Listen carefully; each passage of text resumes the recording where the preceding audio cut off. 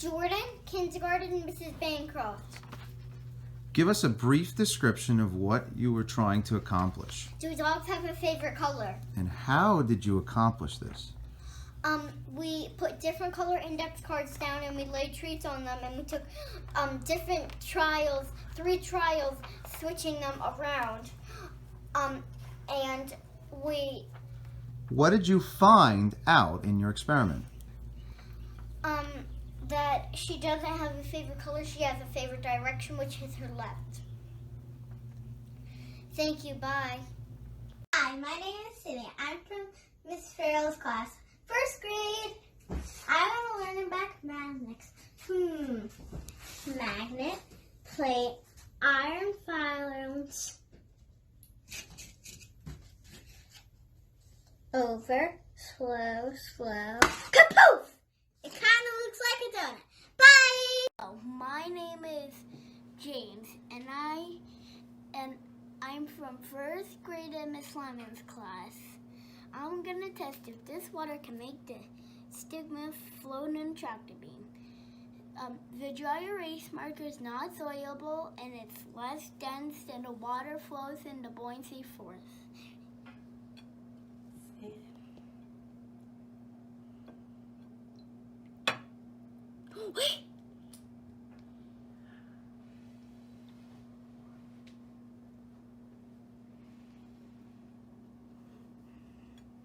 Lifting.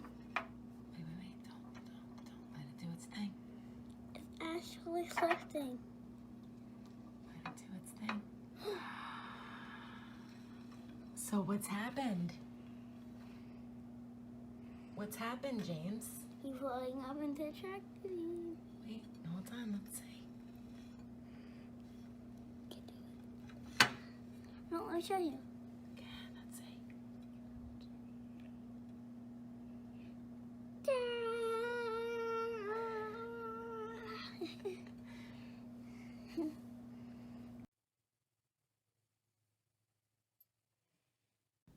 Hi, my name is Jillian. I'm from 2nd grade, and I want to see how different acids affect different shells. I took 3 different kinds of shells and put them in different liquids. Salt water as the control, lemon juice, and vinegar. It's 1 day later, and the saltwater ones stayed the same. The vinegar ones changed a little bit because the ends are getting crispy, and they've been losing their color a little bit, and this one's like almost completely white. For lemon juice ones, I had to empty the liquid so we can see inside of the container. It looks like the edges are dissolving a lot more than the vinegar ones, but the color stayed the same and it has bumps on it.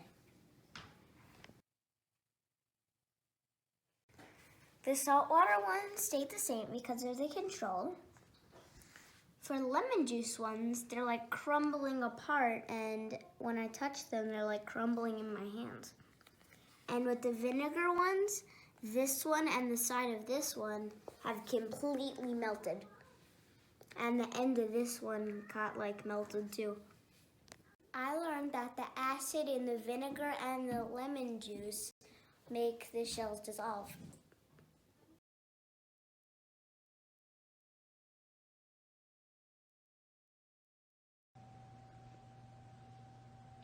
Hi guys, I'm Blair in 2nd grade class with Miss Busking.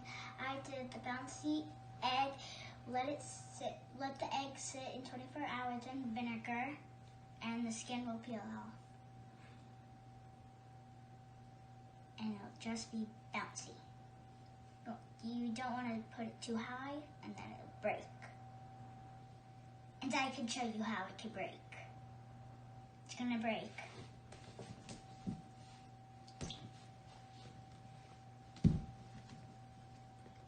Bye.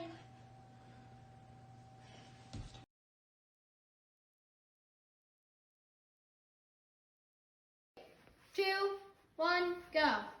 Hi, I'm Owen, coming to you live from Long Island Wind and Solar Laboratories. Which can produce more power on Long Island? wind, or solar? Hypothesis. Solar will produce more power.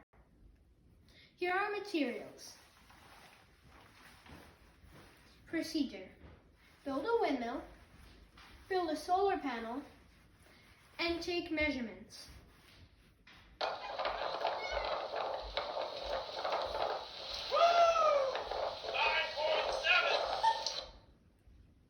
Then we did some calculations to find all the totals, took observations, we measured for 5 days, got 128 data points. We had many propeller designs, but only 2 worked. Conclusions. According to our observations and calculations, over the course of a typical weather year on Long Island, our wind turbine could generate 125,197,920 volts, and our solar panel could generate 69,379,200 volts. And our winner is wind.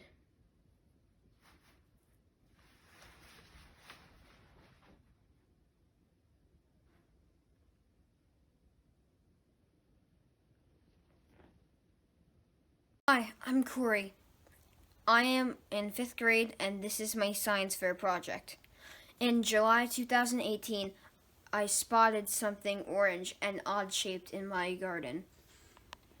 I planted cucumbers and pumpkins, and this is what grew. I call it a cucin because it looks like a cross-pollination of a cucumber and a pumpkin. I saved the seeds to plant them. I thought the seeds would grow a fruit shaped like a cucumber but orange like a pumpkin. I kept track of the growing process in my journal and took pictures. This is what grew. It was orange, but it was not shaped like a cucumber. I have planted more seeds for further study. Thank you for checking out my project. Bye.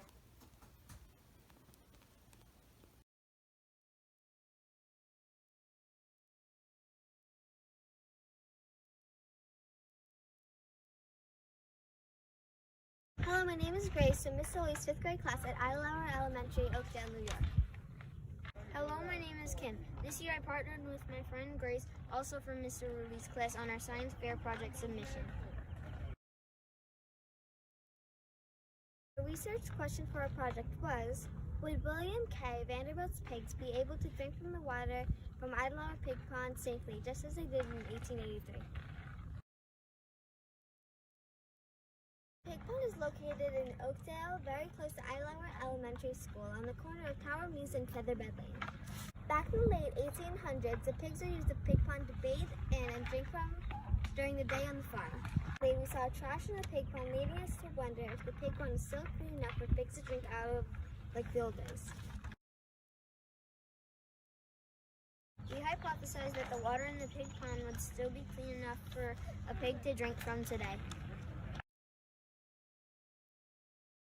We decided to perform an experiment to find out.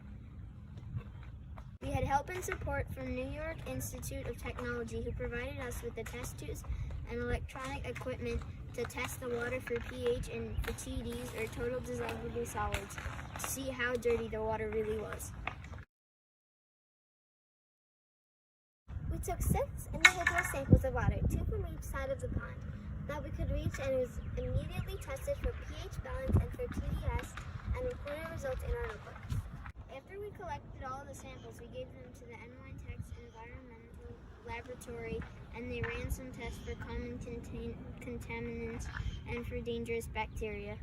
When the results came back from the lab, we combined them with 2 results from our own recordings for pH and TDS in order to establish findings to support or deny our hypothesis.